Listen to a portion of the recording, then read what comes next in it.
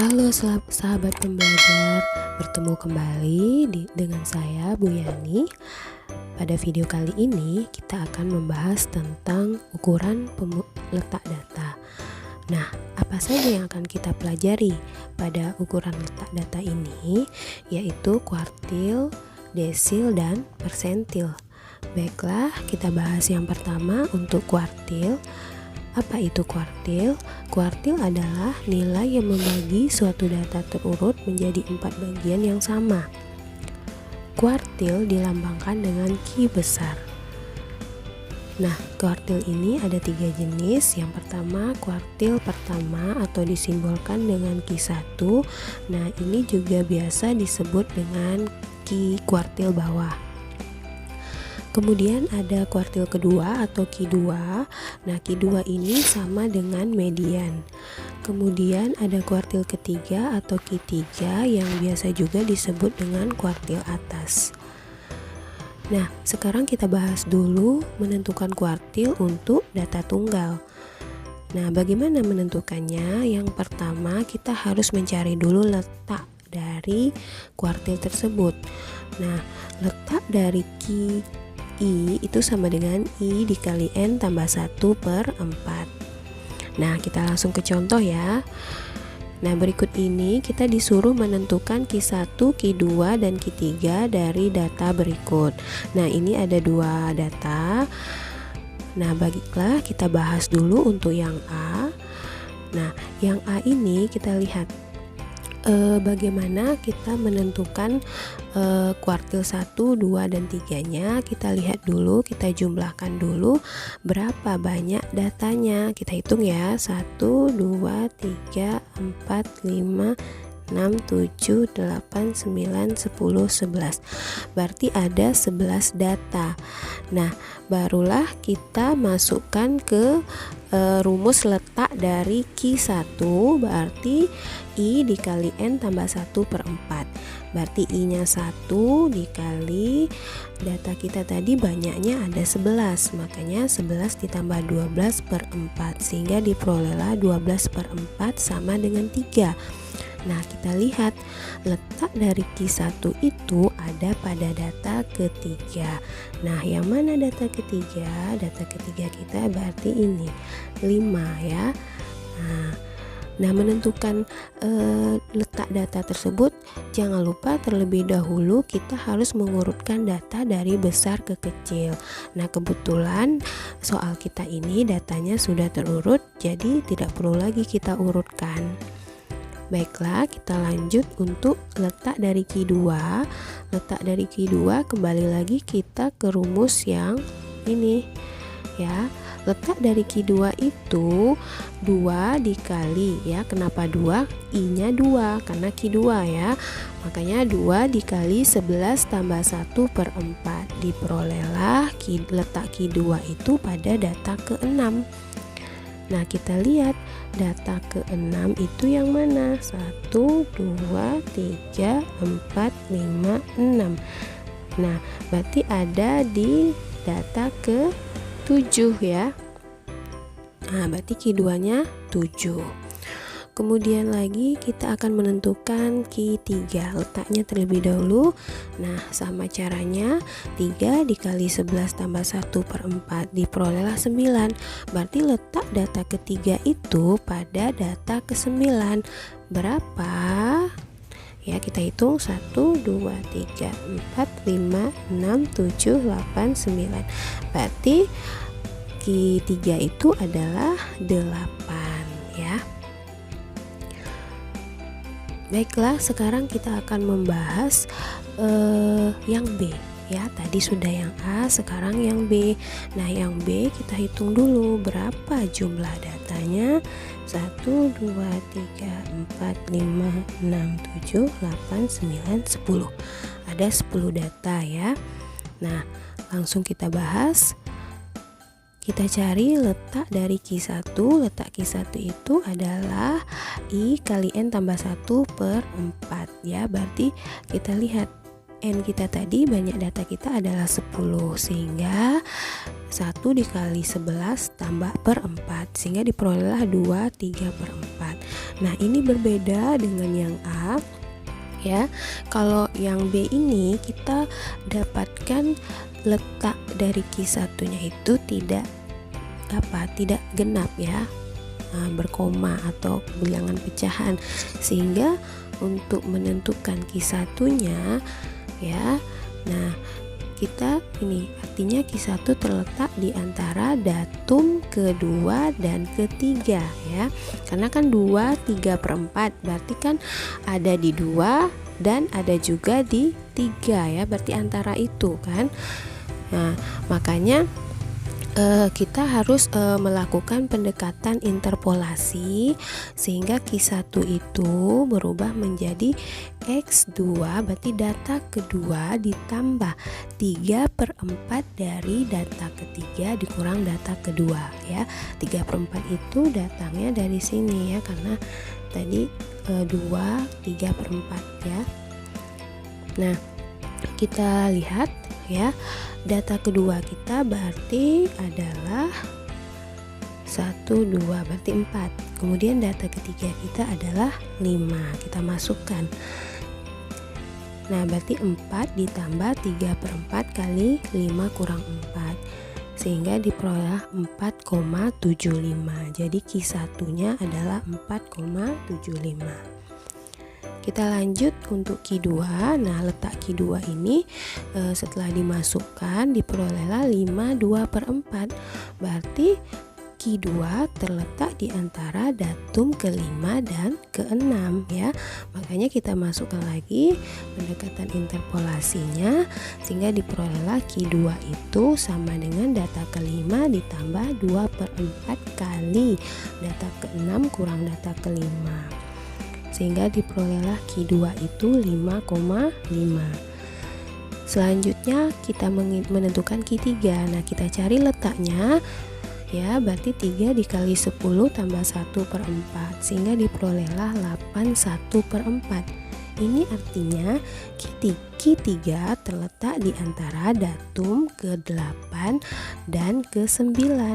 Nah, kita gunakan lagi pendekatan interpolasinya sehingga diperolehlah Q3 itu sama dengan data ke-8 ditambah 1/4 dari data ke-9 ya. Ini kebalik, data ke-9 dikurang data ke-8. Nah, kita lihat coba data ke-8 kita berarti 1, kita hitung ya, data ke-8 1, 2, 3, 4, 5, 6, 7, 8 ya. Kemudian data ke-9 juga 8 sehingga kita masukkan 8 ditambah 1/4 kali 8 kurang 8 ya, sehingga hasilnya adalah 8. Nah, itu untuk kuartil data tunggal. Selanjutnya kita bahas untuk kuartil data berkelompok. Nah, kita cari dulu letak dari kuartil ke I-nya, itu rumusnya sama dengan I/4 dikali N. Nah, sehingga kuartil ke I itu sama dengan TB tambah I kali N/4 kurang FK per F kali P. TB itu adalah tepi bawah ya. Kemudian I kali N/4 tadi letak dari kuartil ke I. Kemudian FK. FK ini F kumulatif. F kumulatif sebelum kelas kuartil. Nah, P itu adalah panjang kelas dan F itu frekuensi di kuartil itu sendiri. Misalnya frekuensi di kuartil Q1 atau Q2 dan Q3 ya. Kita lanjut ke contoh. Nah, di sini kita disuruh menentukan Q1, Q2 dan Q3 ya. Nah, ini ada data. Ini ada data tentang tinggi kayaknya ya. Tinggi badan. Nah, di sini kita lihat jumlah data kita itu adalah 40 ya. Sehingga bagaimana menyelesaikannya? Nah, yang pertama tetap kita harus mencari letak dari kuartil itu sendiri. Kita bahas dulu yang Q1, berarti kita cari letak dari Q1. Nah, letak dari Q1 itu 1/4 kali N. Berarti N tadi adalah frekuensi, 1/4 kali 40. Diperolehlah 10. Nah, 10 ini letaknya di mana? Di kelas keberapa? Jadi kita hitung ya, kita hitung jika dijumlahkan ini hasilnya 10. Nah, kita coba jumlahkan. Kelas pertama 4 ditambah 3 baru 7 ya, ditambah 10 17. Nah, berlebih tidak apa-apa asal jangan berkurang. Berarti kelas letak Q1 kita berada di kelas ketiga ya. Sehingga nih pada kelas ketiga. Nah, kalau kita sudah tahu letak dari Q1, berarti kita bisa menentukan tepi bawah Fkum atau FK ya, frekuensi panjang kelas dan frekuensi kelas Q1-nya. Nah, langsung saja berarti tepi bawahnya adalah 129,5, frekuensi kumulatifnya 7. Nah, frekuensi kelas Q1-nya 10 dan panjang kelasnya 5. Langsung kita masukkan ke rumus ini. Nah, kita masukkan langsung, maka Q1 sama dengan 129,5 ditambah 10 dikurang 7 per 10 ya, karena frekuensinya ada di 10 ya. Nah, dikali 5. Sehingga kita jumlahkan itu diperolehlah Q1 itu 131. Kita lanjut untuk Q2. Langkah pertama juga kita harus menentukan letaknya. Nah, letak Q2 itu 2/4 kali N, berarti 2/4 dikali 40. Diperolehlah 20. Di mana letak Q2? Di kelas keberapa? Kita hitung. Kita hitung kembali. Ya, kita hitung ini 4 tambah 3 baru 7, tambah 10 17, masih kurang ya, 17 tambah 7 24. Berarti dia berada nanti di kelas keempat ya. Nah, nih berarti di kelas keempat letak Q2 kita. Sehingga diperoleh tepi bawah itu adalah 134,5. Frekuensi kumulatifnya berarti 17 dan frekuensi kelas Q2-nya itu 7. Kemudian P-nya 5. Kita langsung masukkan ke rumus ya. Q2 sama dengan 134,5 tambah 20 kurang 17 per 7 kali 5. Sehingga diperolehlah Q2 kita itu adalah 136,64. Nah, yang ketiga sama caranya kita harus menentukan letaknya ya. Letak Q3 itu 3/4 kali 40, diperolehlah 30. Nah, di mana letak Q3? Di kelas keberapa? Nah, kita jumlahkan lagi frekuensinya. Kita jumlahkan 4 tambah 3 7, 7 tambah 10 27, 27 tambah 7 34, masih kurang ya, 34 tambah 11. Nah, berarti dia berada di sini di kelas kelima ya. Makanya letak Q3 itu di kelas kelima, sehingga kita bisa menentukan tepi bawahnya 139,5. Frekuensi kumulatifnya dijumlahkan itu frekuensi sebelum kelas Q3-nya 24 dan frekuensi Q3-nya itu adalah 11. Panjang kelasnya 5. Kita masukkan lagi ke rumus. Q3 sama dengan 139,5 tambah 30 kurang 24 per 11 dikali 5. Kita selesaikan sehingga diperolehlah Q3 itu 142,22. Baiklah, sekarang kita masuk ke desil ya. Apa itu desil? Desil merupakan nilai yang membagi data menjadi 10 bagian sama besar. Nah, desil ini dilambangkan dengan D. Jenis desil ada 9, yaitu desil ke-1 sampailah desil ke-9. Nah, kita bahas dulu untuk desil data tunggal. Ini kita cari juga letak dari desil itu. Maka letak dari DI itu sama dengan I dikali N tambah 1/10. Nah, contohnya kita disuruh menentukan desil ke-7 dari data berikut. Nah, kita lihat datanya ini masih belum terurut. Berarti untuk menyelesaikannya kita harus mengurut data terlebih dahulu. Nah, kita urut nih data terkecil sampailah data besar ya. Nah, kita cari letak dari desil ke-7. Berarti D7 sama dengan 7 dikali 16. Nah, kita lihat jumlah data kita itu ada berapa? Kita hitung ya. 1 2 3 4 5 6 7 8 9 10 11 12 13 14 15 16. Berarti ada 16 datanya, maka 7 dikali 16 tambah 1/10 sehingga diperolehlah 11/9/10. Nah, berarti desil itu terletak di data ke-11 dan data ke-12. Nah, kita masukkan sama yang kayak menentukan kuartil yang pakai interpolasi tadi. Sama D7 itu desil ke-7 sama dengan data ke-11 ditambah 9/10 kali data ke-12 dikurang data ke-11. Nah, kita lihat data ke-11 kita itu yang mana? 1 2 3 4 5 6 7 8 9 10 11. Berarti data ke-11 itu 7. Kemudian data ke-12 itu adalah 8 ya. Baru kita masukkan 7 ditambah 9/10 dikali 8 kurang 7 sehingga diperolehlah desil ke-7 itu adalah 7,9. Kita lanjut untuk desil data berkelompok. Sama ya caranya, kita cari dulu letak dari desil itu sendiri. Misalnya letak dari DI itu sama dengan I/10 kali N.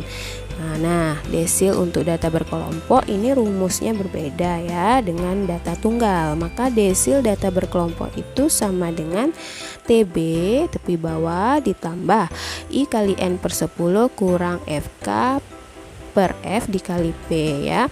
FK itu frekuensi kumulatif sebelum kelas desil dan F itu frekuensi di kelas desilnya dan kali P panjang kelas. Kita langsung ke contoh ya. Nah, di sini kita disuruh menentukan desil ke-6. Nah, desil ke-6 nih. Nah, ada data ini jumlahnya 30.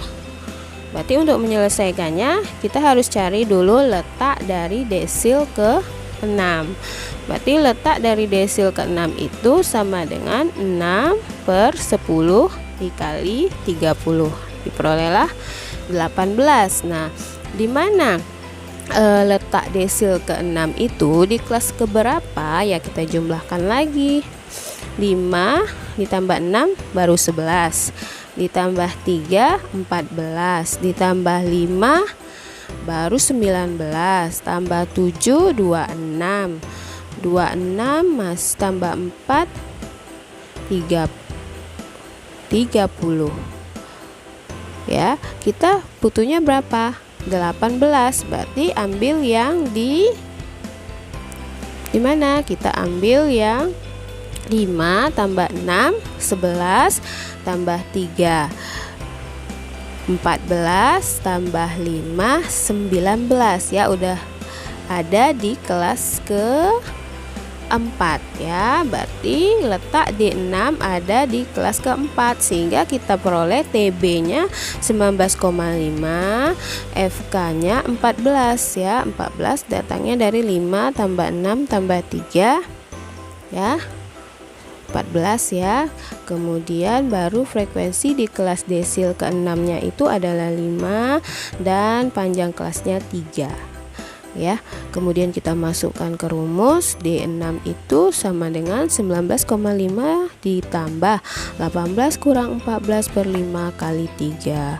Diperolehlah desil ke-6 itu yaitu 21,9. Kita lanjut untuk yang ketiga, yaitu persentil. Apa itu persentil? Persentil merupakan nilai yang membagi data menjadi 100 bagian sama besar. Nah, persentil ini sering dilambangkan dengan P. Jenis persentil berarti ada 99, yaitu P1 sampai ke P99. Nah, kita bahas yang pertama, persentil untuk data tunggal. Yang pertama, tetap kita harus menentukan letak dari persentil. Nah, rumus letak dari persentil ke I itu sama dengan I dikali N tambah 1/100. Contoh, nah, kita disuruh menentukan persentil ke 78 dari data berikut. Nah, terlihat datanya masih belum terurut, berarti untuk menyelesaikannya kita harus mengurutkan datanya terlebih dahulu.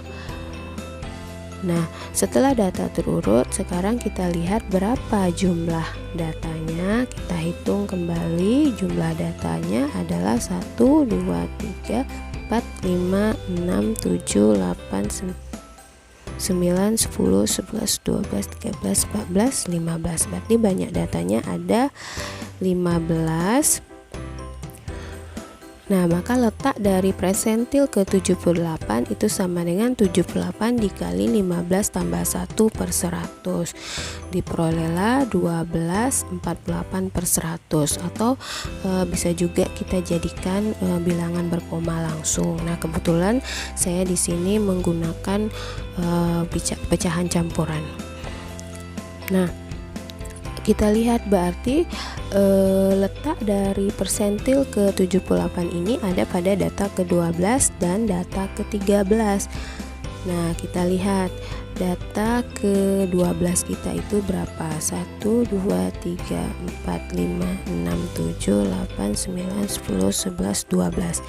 Data ke-12 8 dan data ke-13 juga 8. Kita masukkan 8 ditambah 48/100. Nah, ini 100 ya, bukan 10. 48/100 dikali 8 kurang 8. Nah, sehingga diperolehlah persentil ke 78 itu adalah 8.